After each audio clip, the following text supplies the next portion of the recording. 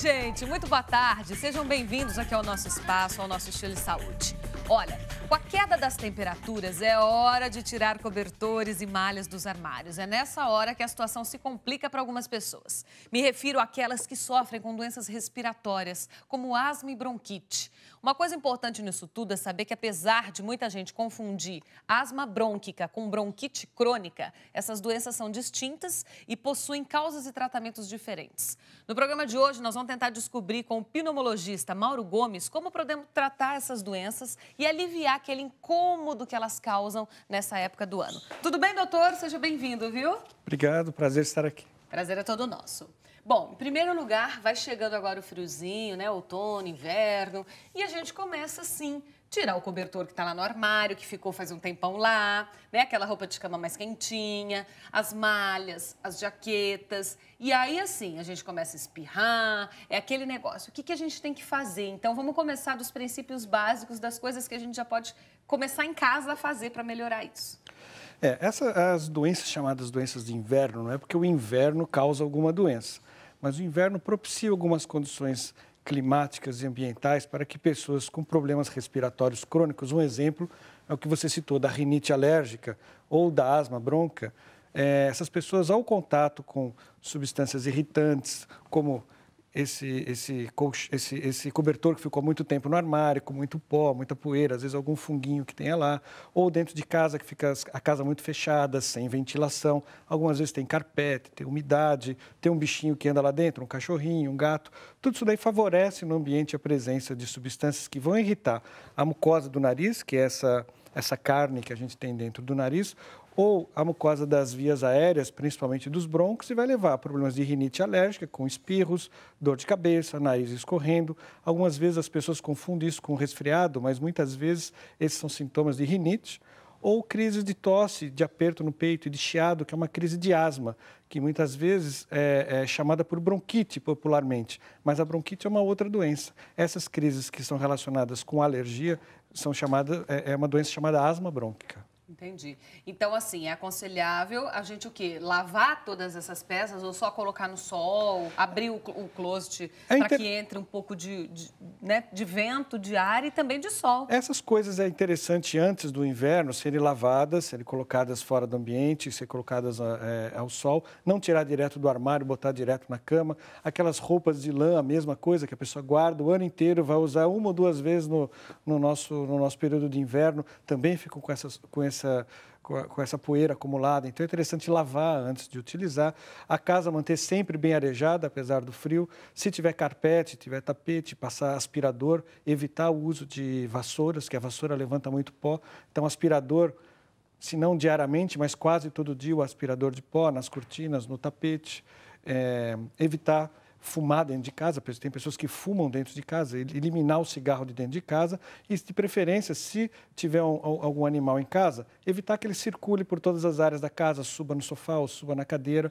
Interessante que ele fique reservado numa área de piso frio, seja na área de serviço ou no quintal, se a pessoa tiver quintal. E se não tiver o animal, preferência não ter, porque é bem possível que vá ter um quadro alérgico, é provável. Aqueles mofinhos que a gente compra em supermercado, que prometem, assim, que a gente coloca no armário e depois eles vão secando, aquilo é bom mesmo? Elimina a umidade que tem dentro do armário, pelo menos minimiza o problema. Agora, é interessante saber por que tem aquela umidade. Então, é necessário se ver atrás do guarda-roupa se tem alguma infiltração de água. Por que está acumulando mofo ali dentro? Não é natural. Deve ter algum foco de umidade e é interessante se avaliar se há necessidade, às vezes, até de uma reforma, porque às vezes tem água infiltrando ali na parede. Entendi. Bom, quero te convidar e a você que está em casa para acompanharmos agora uma reportagem. Vamos lá. Basta tirar o cachecol do armário que o nariz já começa a coçar. Os olhos começam a ficar vermelhos e eu começo a ficar muito irritada. Eu tenho que ir no banheiro, lavar o rosto e aí logo em seguida já tenho que aplicar o soro fisiológico e em seguida fazer os hábitos de tomar uma medicação antialérgica, porque logo eu já vou ficar muito ruim. É nessa época do ano, quando a temperatura cai e todo mundo tira os casacos do armário, que aumentam os casos de alergias respiratórias. Começam os espirros, a coriza, aquela coceira no nariz que não passa nunca e aí tome inalação. Pedro, assim como a mãe, tem rinite, bronquite, sinusite, vive com faringite. Já chegou a ter 11 pneumonias. O jeito é prevenir novas crises. Quantas inalações você costuma fazer nessa época do ano no Pedro? Nossa, às vezes no dia, 2 ou 3 no dia. Então multiplica pelo inverno, então são muitas inalações. As alergias respiratórias são doenças que afetam o nariz, a garganta e os pulmões. Podem trazer consequências também para os olhos e os ouvidos. Entre as mais frequentes estão a rinite, que ataca quase 30% da população, a asma, com 12% de incidência, e a conjuntivite alérgica, que atinge cerca de 10% das pessoas. O tratamento é feito com remédios e mudanças em hábitos de vida. No outono e no inverno, as crises alérgicas são mais frequentes porque o aparelho respiratório fica mais frágil, em decorrência das gripes e resfriados. E o ar se torna mais seco e poluído. Agora, nós vimos aí no VT umas criancinhas sofrendo, né? O menininho lá que diz que faz 3 vezes ao dia no inverno. É normal? Criança sofre muito com isso também? Olha, a incidência de asma vocês colocaram muito bem ali. Tem 12% praticamente da população e tem estudos brasileiros que mostram que até 20% da população tem sintomas de asma. E o que é interessante nessa reportagem é que mostram 2 lados. Primeiro, a pessoa que está totalmente descontrolada, que é o caso dessa criança. Ninguém tem que fazer 3 inalações por dia, viver em pronto-socorro, 11 pneumonias. Primeiro, ela está com um diagnóstico errado. Foi colocado como bronquite. Provavelmente essa criança tem asma, né? A bronquite crônica é uma doença ligada ao tabagismo, vai ocorrer cerca de 30, 40 anos após, 20 a 30 anos após iniciar o hábito tabágico, uma doença diferente. A asma é uma doença que acontece desde a infância ligada à causa alérgica, que é o que provavelmente essa criança tem. Se ela está tão descontrolada a ponto de fazer tantas inalações e não passar no pronto-socorro, ela não está fazendo um tratamento de prevenção, que hoje existem tratamentos de prevenção muito adequados. A pessoa com asma fazendo um tratamento adequado, fazendo a sua higiene doméstica, usando as medicações no dia a dia, ela tem uma vida normal. Pode praticar esportes, pode fazer de tudo. Nas Olimpíadas, tem estudos mostrando que boa parte dos medalhistas olímpicos começaram a fazer esporte porque eram asmáticos. Tem alguma restrição para quem tem alguma dessas doenças para a prática de esporte? Restrição só se estiver em crise. Fora da crise, compensado, pelo contrário. O esporte é um fator que vai melhorar a vida delas, vai melhorar a capacidade respiratória delas, o condicionamento físico principalmente, e vai ter uma qualidade de vida melhor. Então, deve fazer esporte, mas mantendo a sua medicação continuada, principalmente fora da crise. É que muitas das pessoas que são alérgicas, elas entendem que a doença é só um momento de crise. Mas a doença, ela é contínua durante a vida inteira, porque é uma doença genética, de base genética, e que se manifesta em alguns períodos, principalmente no inverno, que tem um pico maior de risco de crises. Então, ela precisa usar a medicação continuadamente para evitar as crises. O hipertenso, ele usa remédio todo dia e não sente nada. O diabético precisa usar o seu remédio dia a dia para controlar a diabetes, ele não sente nada com isso. E o asmático precisa usar o seu remédio no dia a dia, mesmo não sentindo nada, que é exatamente para não entrar numa crise e com risco de vida, como no caso dessa criança. Agora, vamos explicar, então, bem assim, resumidamente, popularmente, para todo mundo que está em casa entender. A diferença de asma, bronquite, rinite, de repente, essas doenças respiratórias que nos consomem agora nesse período do ano. A rinite é a inflamação da parte do nariz, né? A nossa via aérea começa pelo nariz, desce pela traqueia, vai pelos brônquios e chega no pulmão. A rinite é essa parte de inflamação do nariz. A asma é quando essa inflamação acontece nos brônquios. Então, nossos brônquios eles ficam inchados, ficam inflamados, em alguns momentos eles se contraem. A crise de bronquite, a bronquite crônica, na verdade, é uma doença que acompanha o enfisema pulmonar. Então, bronquite crônica e enfisema pulmonar, eles andam juntos. E isso, do ponto de vista técnico, nós chamamos como doença pulmonar obstrutiva crônica. É uma sigla chamada DPOC. É uma doença que acontece 90% ou mais das vezes ligadas ao cigarro. Então, vai ter DPOC ou bronquite crônica quem fumou. Ou teve uma exposição ocupacional muito grande para isso. Então, ela vai ter a doença a partir dos seus 35, 40, 45 anos de vida, dependendo quando começou a fumar e quanto tempo fumou. O asmático não. Como é alérgico, ele já tem desde criança. Então, é a pessoa que já vem com essas crises desde a infância. O ponto de vista do alérgico, do asmático, o tratamento reverte quase que completamente o problema e a pessoa tem uma vida normal. A bronquite e o enfisema são doenças irreversíveis. A DPOC é uma doença irreversível. Apesar do tratamento, não reverte. Ele vai melhorar os sintomas, mas vai permanecer com falta de ar o tempo todo. Uma vacina, tem alguma coisa que a gente... Por exemplo, tem a vacina de gripe que a gente toma normalmente, acho que no começo do ano, né? Para já se precaver aí para gripe, não pegar gripe no inverno.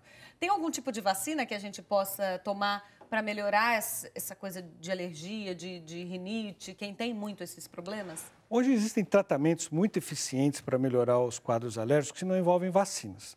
As vacinas existem para você prevenir infecções. Então, o período de aplicação da vacina para a gripe é esse que nós estamos entrando agora, abril, maio. Esse é boa mesmo, é bom tomar mesmo. Excelente, principalmente para quem tem esses problemas respiratórios, porque o indivíduo em contato com o vírus da gripe pode desencadear uma crise até fatal se ele não tiver prevenido com os seus remédios. Então, é fundamental que as pessoas com doenças respiratórias crônicas utilizem dessa vacina para a prevenção da gripe, né? Agora, os tratamentos que envolvem a asma, que nós estamos falando de alergias, são medicamentos aplicados diretamente no nariz, para o caso da rinite, ou diretamente nos brônquios, que vai desinflamar a parede do brônquio e vai fazer com que ela adquira uma função normal. Se quiser, eu posso até mostrar aqui no nosso... Eu trouxe um esquema. Aqui a gente pode observar que são exemplos dos brônquios por onde trafega o ar pelo nosso corpo. Então, o ar entra através dos brônquios, aqui que fica localizado desce pela traqueia, se divide nos 2 pulmões pelos brônquios. E esse canudinho maior aqui é um brônquio normal, por onde transita o ar aqui dentro. A pessoa que tem asma, vocês observem que o diâmetro do brônquio é muito menor, porque esta parede do brônquio, ela é muito inflamada. Fica fechadinho, né? Ela fica inflamada. Tecnicamente, nós chamamos isso por edema, mas popularmente podemos dizer que é um inchaço. Existe um inchaço da parede do brônquio por conta de inflamação. E ao contato com algum produto alérgico, com o pó, com poeira, o colchão velho, o cobertor antigo, o que acontece? Ele se fecha dessa maneira, impedindo a pessoa de respirar. Então, quando o indivíduo respira, no caso da asma, ele faz um barulhinho típico, que é aquele piadinho de gato, que a gente chama, tá com os gatinhos no peito. Se você quiser fazer uma experiência em casa, pega uma bexiga, enche a bexiga e fecha o bocal da bexiga. Ela faz um piadinho. É o que acontece nos nossos brônquios. O pulmão não consegue murchar porque existe uma resistência à passagem do ar. Quando o indivíduo faz inalação ou usa uma bombinha de alívio, essa parede do brônquio ela se dilata e o ar passa melhor. Mas ela não trata essa inflamação que tem aqui dentro, que deixa o brônquio mais espesso, mais grosso. Então, ela precisa usar um medicamento que deposita aqui dentro e vai desinflamando ao longo do tempo essa parede para que ele volte a ter um diâmetro normal. Então, os medicamentos para asma que a gente tem hoje em dia são medicamentos que são aspirados, são inalados, que vão se depositar aqui, e a importância do uso no dia a dia para que mantenha esse brônquio com o seu diâmetro normal e a pessoa respire normalmente. Porque se ela só fizer a inalação, ele vai ficar no abre e fecha e não vai tratar a causa do problema. Doutor Mauro, queria te perguntar daquela bombinha para asma, afinal, é boa mesmo, não é? Esse é um assunto muito importante de ser tocado, porque existe um mito muito grande com o uso das bombinhas. Existe um estigma muito grande com o uso das bombinhas, porque os primeiros medicamentos que eram usados para asma 60, 50 anos atrás, eles eram deletérios ao coração. Hoje, e que se criou um mito que bombinha faz mal para o coração, o que não é verdade. Existem vários tipos de bombinhas, cada uma com um medicamento diferente que vai auxiliar o processo de desinflamação dos brônquios. Então, existe aquela bombinha que faz com que o brônquio se dilate rapidamente para dar o alívio imediato. E existe aquela com o medicamento anti-inflamatório, que nós chamamos de corticoide inalado, que vai se depositar dentro dos brônquios e vai desinflamar esses brônquios ao longo do tempo. É fundamental que o indivíduo utilize esse medicamento de maneira prolongada e crônica para criar desinflamação, para que ele tenha uma vida normal e não precise ficar usando as bombinhas de alívio. Não que elas façam mal, mas o uso excessivo delas te demonstra que está a doença fora de controle e que ele precisa fazer um tratamento mais adequado. Aí vai ter sempre aquele indivíduo que vai dizer assim, mas eu conheço fulano que morreu com a bombinha na mão. Obviamente, quem está com asma não vai morrer com uma raquete de tênis na mão, vai morrer com a bombinha, porque ele está tentando aliviar o problema. Mas é porque ele provavelmente não estava sendo tratado adequadamente e precisou usar a bombinha desesperadamente. Não foi a bombinha que matou, foi a crise de asma. Entendi. E o remédio para nariz, aquele que falam que se a gente usar todo dia vicia, quando o nariz está entupido? Existem os remédios vasoconstritores do nariz para causar aquele alívio imediato. Esses não é bom utilizar prolongadamente, porque ele, além de causar uma lesão na mucosa, com o tempo essa mucosa vai inflamando cada vez mais e levando uma rinite crônica e muitas vezes até o tratamento cirúrgico. Agora, existem os remédios para desinflamação da mucosa do nariz, semelhantes aos das bombinhas para asma, para o pulmão, e que fazem um tratamento crônico e aliviam os sintomas, e esses podem ser usados prolongadamente. Aliás, são feitos para serem usados prolongadamente. Bom, nós falamos de asma, bronquite, rinite, todas essas doenças respiratórias. Elas são crônicas? Elas têm cura? Então, a asma e a rinite alérgica são doenças com uma base genética. Se existe uma base genética, a pessoa vai conviver com esse problema a vida inteira, como quem é hipertenso, como quem tem diabetes. Existe o controle das doenças. Então, esses medicamentos servem para que a pessoa controle, evite que ela entre em crise e tenha uma vida normal. Então, são situações, são doenças em que ela vai conviver a vida toda. Ninguém pode falar em cura da asma, a não ser que daqui a algum tempo, muito provavelmente, alguém venha com uma terapia genética que você consiga mudar o gene da asma e a pessoa deixe de ter asma. Mas no momento, se alguém falar, eu curo a sua asma, ela está mentindo. Agora, controlar a sua asma, fazer com que você tenha uma vida normal, uma qualidade de vida boa, isso é possível. Entendi. Bom, então fica a dica aí para você, depois de todas essas informações, você já sabe como, né, se virar mais ou menos a procurar um médico, fazer o diagnóstico aqui. A gente já fez uma consulta gratuita aí para você que está em casa. E lembrando que o que a gente falou no comecinho do programa, vamos tirar o cobertor, dar uma passadinha na água, aquelas malhas que você usa mais, abre a porta aí do seu closet, deixa entrar um sol, uma claridade, um ar, deixa ventilar essa casa. Tem gente que tem mania de ficar com a casa toda fechada para não entrar poeira, só que não entra também a coisa boa de circular o ar, né, doutor? E tem uma questão do cigarro dentro de casa, né?